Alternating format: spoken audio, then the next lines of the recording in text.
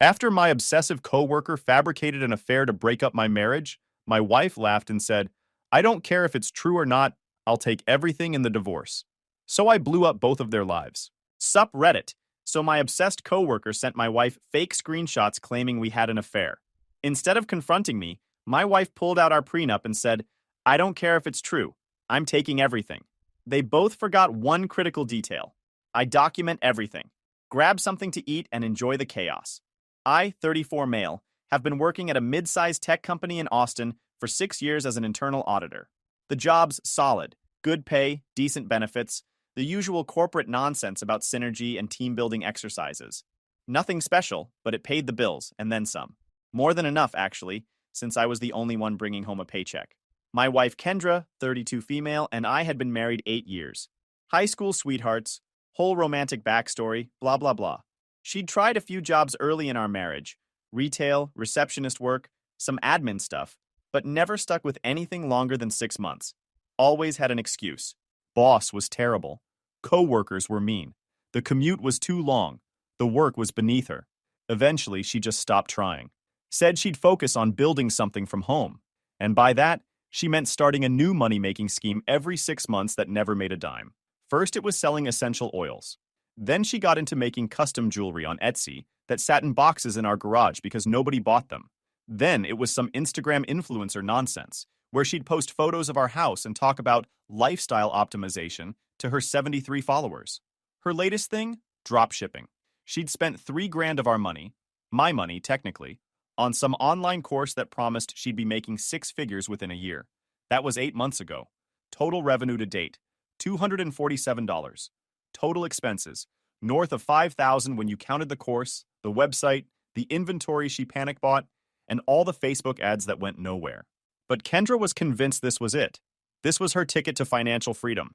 Never mind that I was the one actually providing said financial freedom, while she burned through money on schemes that any person with half a brain could see were garbage. We had a house in the suburbs, 2 cars, and a golden retriever named Boomer, who was objectively the best member of our household. On paper, we looked like we had it figured out. Over the years, things got worse. She'd max out credit cards on shopping sprees, then act shocked when the bill came, then get irritated when I suggested maybe we should save money instead. And anytime I brought up finances, like maybe she could get an actual job instead of burning money on doomed business ventures, she'd hit me with the "you just don't want me to be happy" routine. Here's the thing though, when we got married, my grandparents had just passed and left me a decent inheritance. Nothing crazy, but enough that my parents suggested we get a prenup. Kendra wasn't thrilled about it, but we were young and in love, so she signed. The terms were simple. Anything I came into the marriage with stayed mine. Anything we built together got split 50-50. Standard stuff. There was one clause, though, that turned out to be crucial. If either party committed adultery, they forfeited their claim to marital assets. My mom insisted on it. Said she'd seen too many friends get screwed over by cheating spouses who still walked away with half. Kendra had rolled her eyes at the time, said it was unnecessary because we'd never cheat on each other. Then Renee showed up. She joined our development team about 4 months ago as a project manager. Early 30s, reasonably competent at her job, but had this weird vibe from day one. She was overly friendly in that way that immediately puts you on edge. Always finding excuses to stop by my desk, laughing way too hard at jokes that weren't remotely funny, asking personal questions that had nothing to do with work. First week, she asked me where I went to college. Fine, normal small talk. Second week, she asked me where I grew up, if I had siblings, what my hobbies were. Getting a bit personal, but whatever. By week 3, she was asking me about my workout routine, what kind of music I listened to, what my favorite restaurants were. The real red flag came about a month in. I was working late on a deadline, maybe 7 at night, and Renee was still there. She came over to my desk with 2 sodas from the break room fridge and said, "Thought you could use this." Long day, right? I took the drink because I didn't want to be rude, but I kept working. She pulled up a chair and just sat there, sipping her soda, watching me work on audit spreadsheets. Didn't say anything for a solid 5 minutes. Just watched me. Finally, she goes, "You're really focused when you work. It's attractive." I laughed it off like she was joking, made some comment about deadlines being a good motivator, and went back to my screen. She sat there for another 10 minutes before finally leaving. That's when I knew this was going to be a problem. Over the next 2 months, Renee ramped up the weirdness. She started calling herself my work wife. Not as a joke, like in actual meetings with actual clients. She'd say things like, "Oh, let me check with my work husband about that timeline," and gesture at me while I'm sitting there wondering if HR had a protocol for this level of cringe. She'd bring me coffee every morning. I don't even drink coffee. When I finally stopped accepting it, she switched to bringing me pastries from the bakery near her apartment. She started finding reasons to touch me, hand on my shoulder during meetings, brushing past me in the hallway when there was plenty of room. One time, she accidentally dropped a pen under the conference table during a meeting, and while picking it up, put her hand on my thigh for like 3 full seconds. I moved my chair away. She smiled like I'd just passed some test. The texts started around 6 weeks after she joined.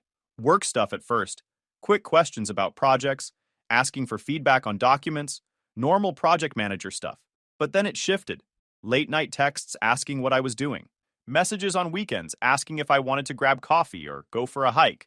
One time she sent me a photo of her at some bar downtown with the caption, "Wish you were here." I kept my responses short and professional. "Busy. Can't. Got plans." "That's nice. Have fun."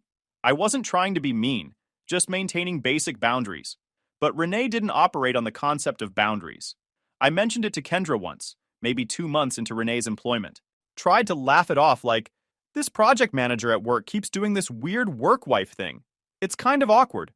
Kendra barely looked up from her phone where she was scrolling through drop-shipping Facebook groups. "Sounds like she has a crush. Just ignore her." So I did, which in hindsight was probably mistake number 1. Around 2 months in, I started keeping records. Not because I'm paranoid, but because when something seems off, you document it. Plus, I'd heard enough horror stories about false harassment claims to know that without documentation, you're done for. Tech industry's full of stories about guys who got accused of something they didn't do and had zero proof to defend themselves. Companies fire first and ask questions never, especially if there's even a whiff of impropriety. I wasn't trying to build a case against Renee. I was trying to protect my job. If she decided to flip the script and accuse me of harassing her, I needed proof that I'd been the one setting boundaries. Simple as that. Every text message I screenshot and saved to a folder on my personal laptop. I even started keeping a voice memo journal on my phone. After particularly weird interactions, I'd sit in my car and record myself describing what happened, the exact words exchanged, who else was around. Felt excessive at the time. But you know what's more excessive? Getting fired over a false accusation because you can't prove your side of the story. By month 3, I had a file on my laptop that was basically a Renee dossier. Screenshots, time-stamped notes, voice memos, everything organized by date. I even had a separate document tracking escalation patterns, how her behavior was getting progressively more aggressive. She started asking personal questions about my marriage. "How long have you been together? Do you guys still go on dates? Are you happy?" I'd give vague answers or redirect the conversation back to work, but she was relentless. One night, about 3.5 months after Renee started, I was working late on a major audit report. Like, actually late, past 10 at night. Everyone else had gone home hours ago. I was in the zone, trying to finish before the weekend, when Renee appeared at my desk. "Burning the midnight oil?" she said, sitting on the edge of my desk. Not pulling up a chair, sitting on my actual desk, one leg dangling. "Yeah, trying to finish this before Monday," I said, not looking up from my screen. "You work too hard. Kendra doesn't appreciate you." That got my attention. I looked up. "Excuse me?" "I'm just saying," Renee continued, leaning forward slightly. "You're here at 10 at night working your butt off, and I bet she's at home watching TV or scrolling through her phone. Does she even know you're here?" "That's really none of your business," I said, trying to keep my voice level. "I'd appreciate you," she said quietly. "If you were mine, I'd never take you for granted." I stood up, grabbed my laptop, and shut her down. Hard. "Renee, I need you to understand something. This, whatever you think this is, stops now. I'm married. I'm not interested. I've tried to be polite, but you're crossing lines. This conversation is done, and from now on, we're strictly professional. That's it." Her face went from hopeful to shocked to something darker in about 3 seconds. She slid off my desk, smoothed her skirt, and her voice went ice cold. "You think you're too good for me? You think your boring wife who sits at home all day is better than someone who actually gets you? I think you need to leave," I said. "Right now." She stared at me for a long moment, then grabbed her bag and walked out. I heard her heels clicking down the hallway, then the elevator ding. I got home around 11. Kendra was asleep on the couch, iced tea glass on the coffee table, laptop open to some drop-shipping forum. I went to the bedroom, updated my Renee documentation file with tonight's incident, and went to bed thinking maybe, just maybe, that was the end of it. What I didn't know was that Renee went straight home that night and did exactly what any rational, well-adjusted person would do after getting rejected. She decided to blow up my life. The next evening, I got home from work around 6. Normal day. Wrapped up some projects. Didn't see Renee once. Figured she was avoiding me after last night's conversation. Good. That's what I wanted. Kendra was in the kitchen when I walked in. She didn't look up. Didn't say hi. Just stood there with her phone in her hand, staring at the screen. Hey, I said, setting my bag down. Everything okay? She looked up at me, and I knew immediately something was very, very wrong. We need to talk, she said, setting her phone down on the counter. Never a good sign. I sat down at the kitchen table. She stayed standing, arms crossed, looking at me like I was something she was evaluating. A business transaction. I know about Renee, she finally said. My stomach dropped. Not because I'd done anything, but because I knew whatever was coming next was going to be bad. What about Renee? I asked carefully. I know you slept with her. The words just hung there. I didn't yell, didn't freak out. I just stared at her and very calmly said, That's a lie. Who told you that? Kendra picked up her phone and turned it toward me. Renee told me herself. Last night. She messaged me on Facebook around midnight. Said she couldn't live with the guilt anymore and thought I deserved to know the truth. Last night. Right after I shut her down. Renee had gone home and immediately started trying to destroy my marriage. Kendra, I have never touched Renee. I barely even talked to her. She sent me screenshots, Kendra interrupted. Text conversations between you two. Very detailed conversations about your relationship, about how you're unhappy with me, about meeting up at hotels. Those are fake, I said. Renee's been harassing me at work for 4 months. I've been documenting everything. She's making this up because I rejected her last night. Kendra's face didn't change. No emotion. Like she was watching a play she'd already seen. Show me your phone, she said. I unlocked it and handed it over. She scrolled through my messages, my call log, everything. Found nothing because there was nothing to find. But it didn't matter. You deleted them, she said flatly. I didn't delete anything because there's nothing to delete, I said, keeping my voice level. Can I see what Renee sent you? She pulled up the messages. I leaned forward and read them. A long message from Renee about how guilty she felt, how the affair had been going on for 2 months, how I'd told her I was going to leave Kendra soon. Then screenshots. Text conversations that had never happened. Messages I'd never sent. Renee had photoshopped entire conversations, complete with my contact info and realistic timestamps. This is all fabricated, I said. These conversations never happened. Renee made these. They look pretty real to me, Kendra said, pulling her phone back. Because she edited them to look real, I said. But they're fake. I can prove it. I have 4 months of documentation showing Renee harassing me. I don't care. I stopped. What?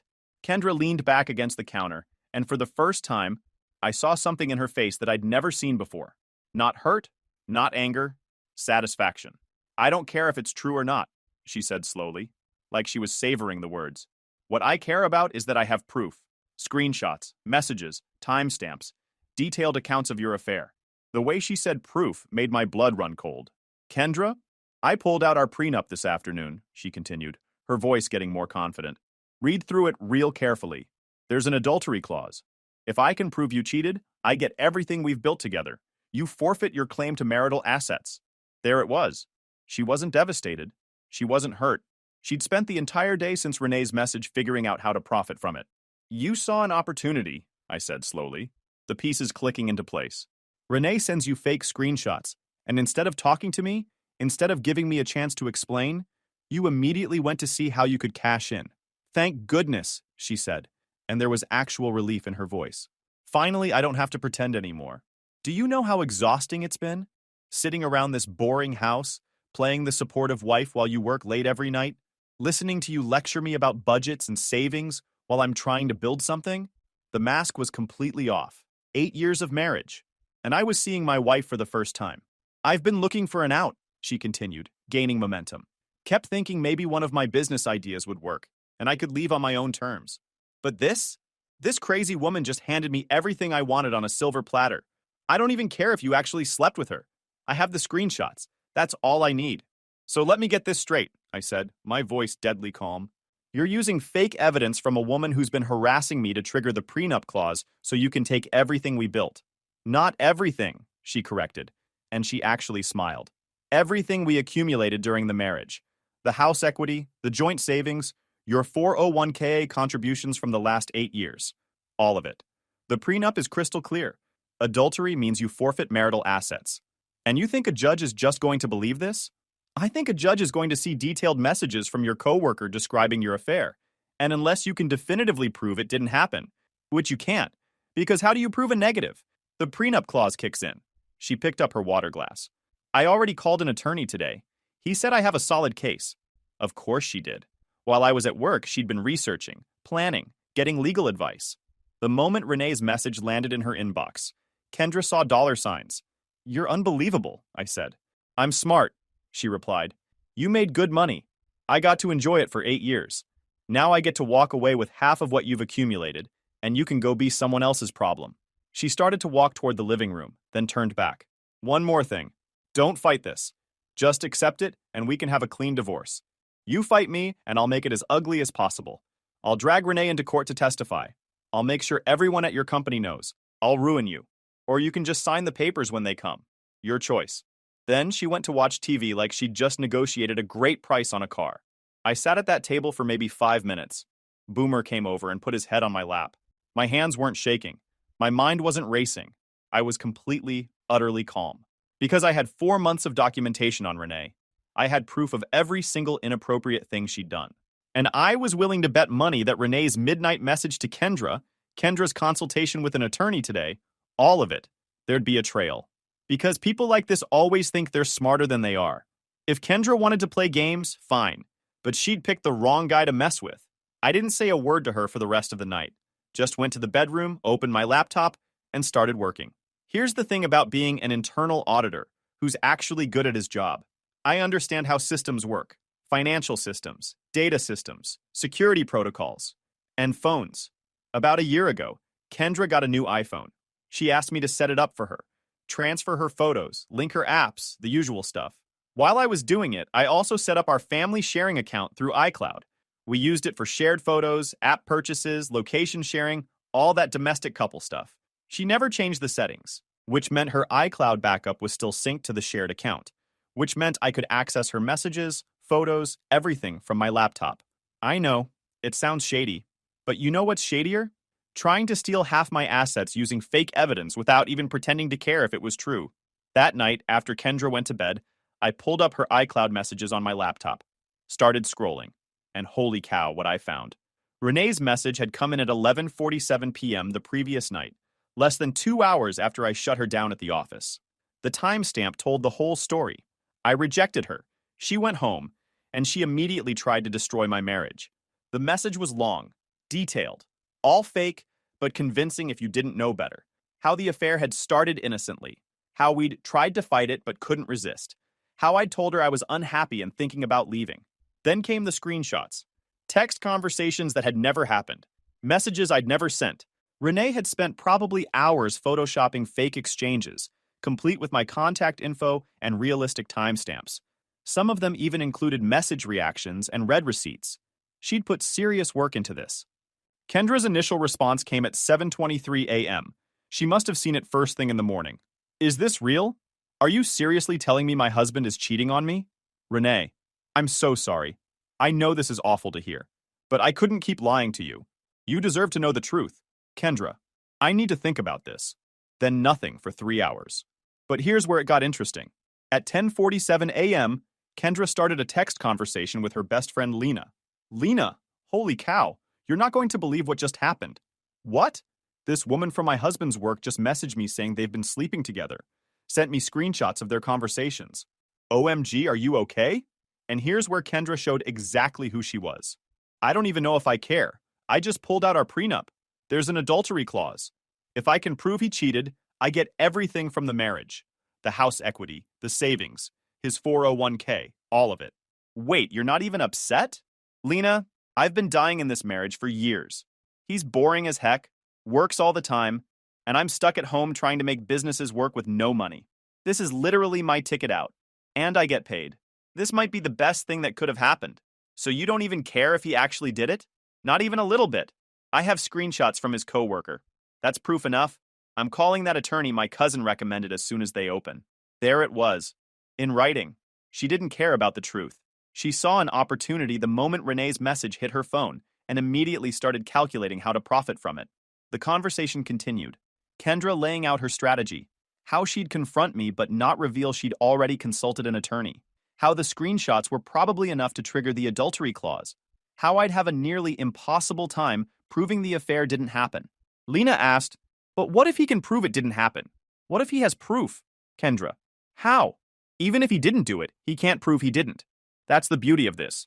I have detailed screenshots. He has, what? Saying I didn't do it? No judge is going to dismiss this without concrete proof it's fake. And that psycho coworker seems crazy enough she'd probably testify if we needed her to.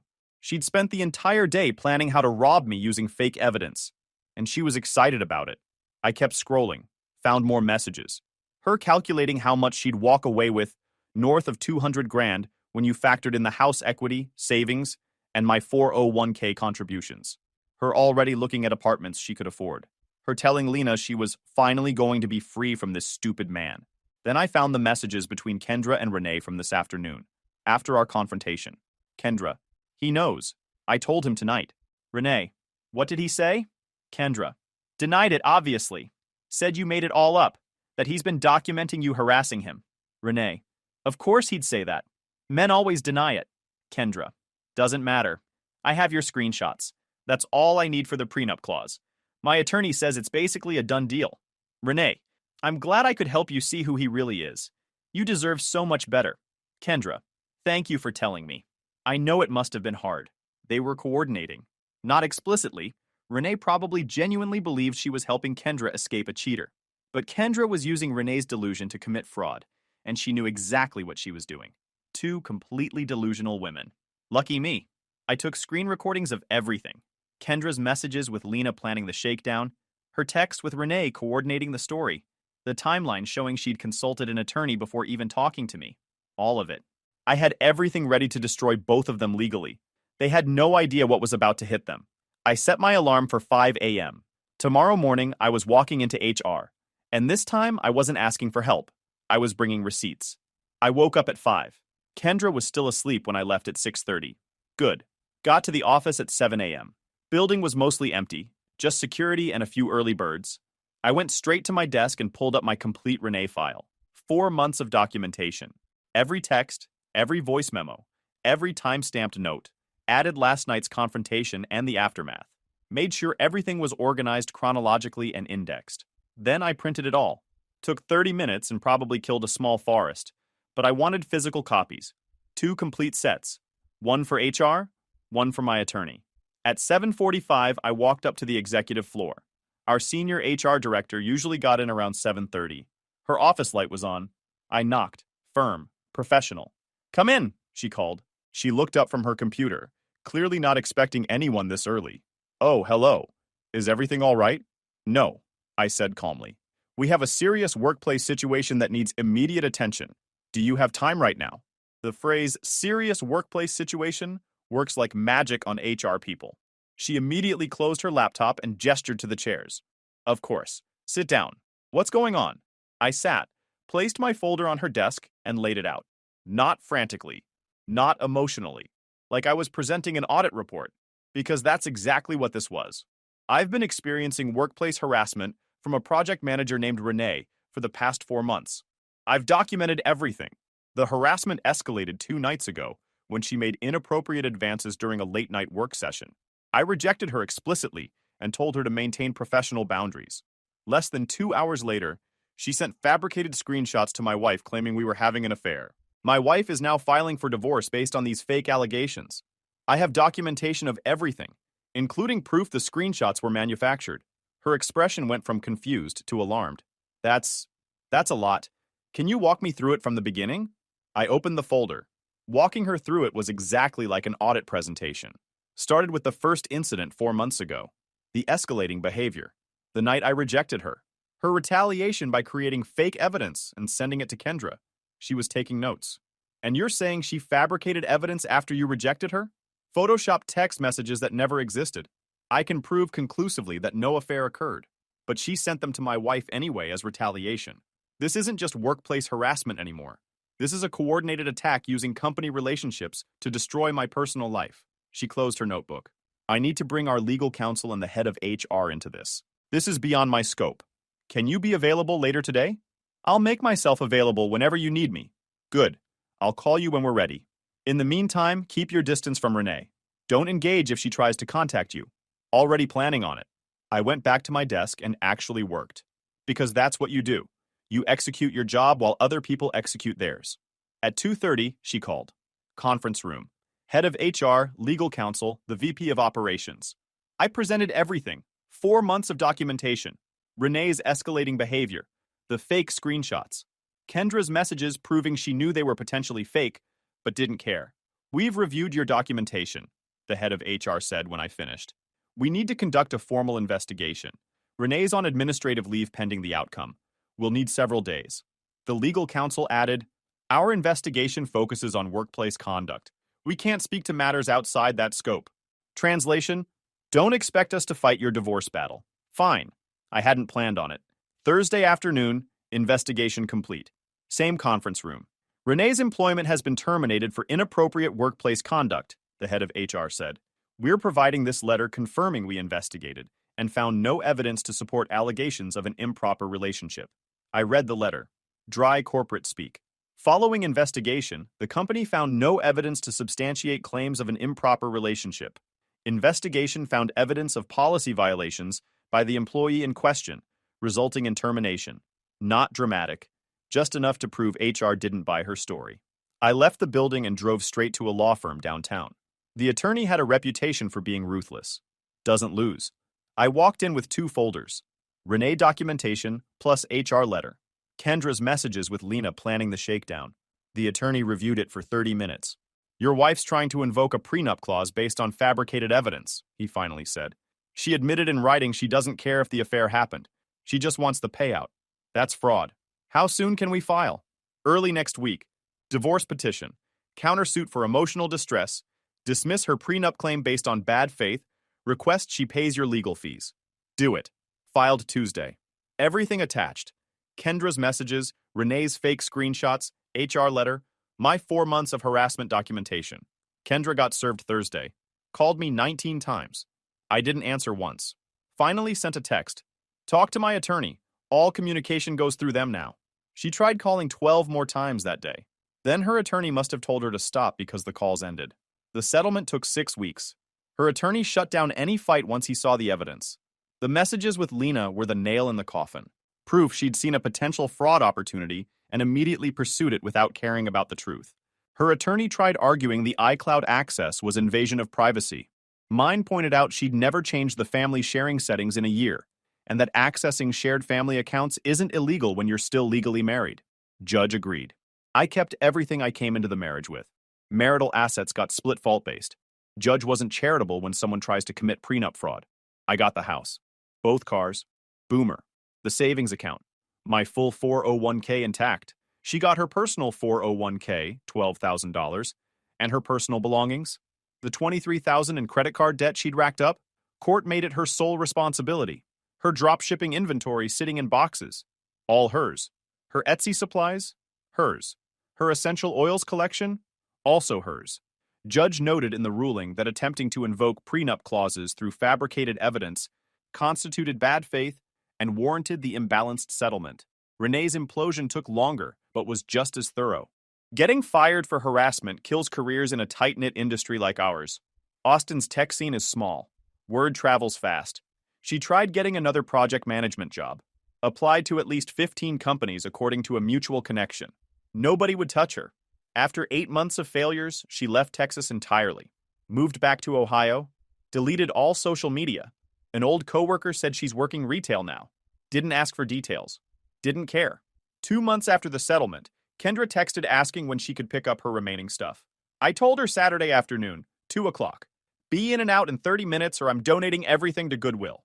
I was on the couch with Boomer watching college football when the doorbell rang at 1:58. Punctual for once in her life. I opened the door and there she was, looking rough around the edges. Hair not done, no makeup, wearing sweats that had definitely seen better days. Hey, she said quietly. Not the confident Kendra from the kitchen confrontation. This was defeated Kendra. The one who just spent 6 weeks getting demolished in court. You've got 30 minutes, I said, stepping aside. Your stuff's in the garage. Boxes are labeled. She walked past me without making eye contact, started heading toward the garage. Then the doorbell rang again. I opened it. Renee, standing on my front porch, in a sundress, hair curled, full makeup, holding a casserole dish. Hi, she said with this insane, hopeful smile. I heard about the divorce finalizing. I thought maybe we could talk. I brought lasagna. I just stared at her. You've got to be kidding me. I know things got messy, she continued like I hadn't spoken. But now that you're single, I thought maybe we could start fresh. I never stopped caring about you. Before I could respond, Kendra's voice came from behind me. Are you serious right now? Renee's smile dropped. Kendra appeared next to me in the doorway, looking at Renee like she'd just discovered dog mess on her shoe. What the heck are you doing here? Kendra demanded. I'm here to see him, Renee said, straightening up. Not that it's any of your business anymore. You're divorced. Because of your fake screenshots. You psychotic witch?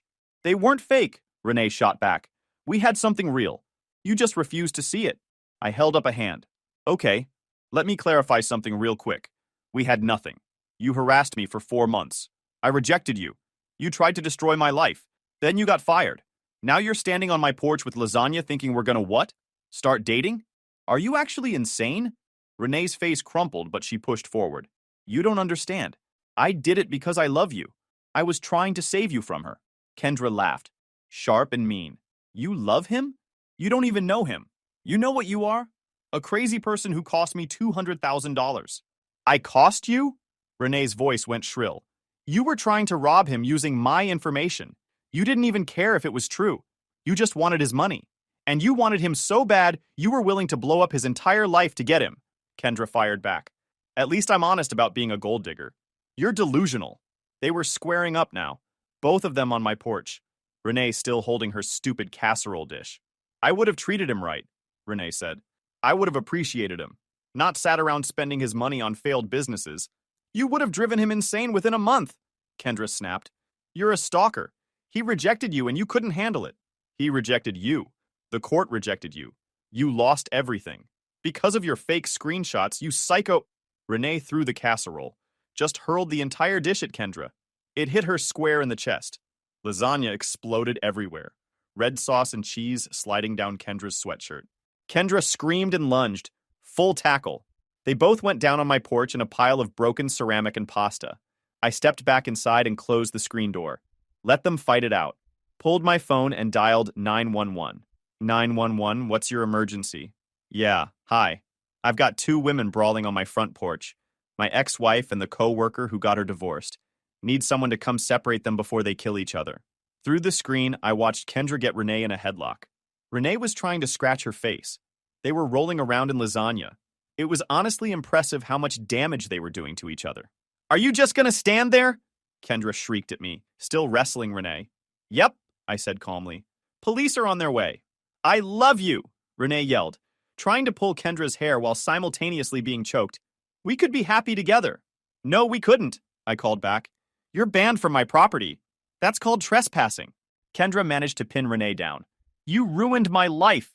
Your life was already ruined, Renee shot back, bucking her off. They were still fighting when the squad car pulled up 3 minutes later. 2 officers. Both looked tired. Sir, are these 2 women bothering you? The first officer asked. That's my ex-wife, I pointed at Kendra, who was now sitting on Renee's back. She was here to pick up her stuff. That's my former co-worker. She showed up uninvited with lasagna and declarations of love. They started fighting on my porch. The officers separated them, both women covered in tomato sauce and grass stains. The second officer was taking statements. He's my husband, Kendra was saying.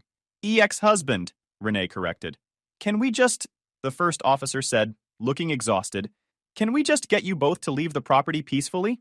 I'm not leaving without my stuff, Kendra said. Ma'am, you threw hands on his porch, the officer said. You can arrange another pickup time. Oh, what about her? Kendra pointed at Renee. Ma'am, he turned to Renee. Do you have any legitimate reason to be here? Renee looked at me, still hopeful somehow. I thought we could talk. We can't, I said flatly. Leave my property. Don't come back. Her face finally cracked. Started crying. The officer walked her to her car. Kendra got escorted to hers. Gave me one last look through the window. Not angry anymore. just empty. Both cars pulled away. Officers took my statement, checked that I didn't want to press charges, and left. I went inside. Boomer was waiting by the door. "Women are exhausting, buddy," I told him, scratching his ears. He wagged his tail. Only creature in this whole mess with any sense. I grabbed a soda, sat back down, and turned the game back on. Final score: me 1, chaos 0. Guys, we are so close to hit 100,000 subscribers on this channel. If you are not subscribed to the channel, please consider subscribing. It really helps hit that 100,000 mark. Thanks for making this dream come true.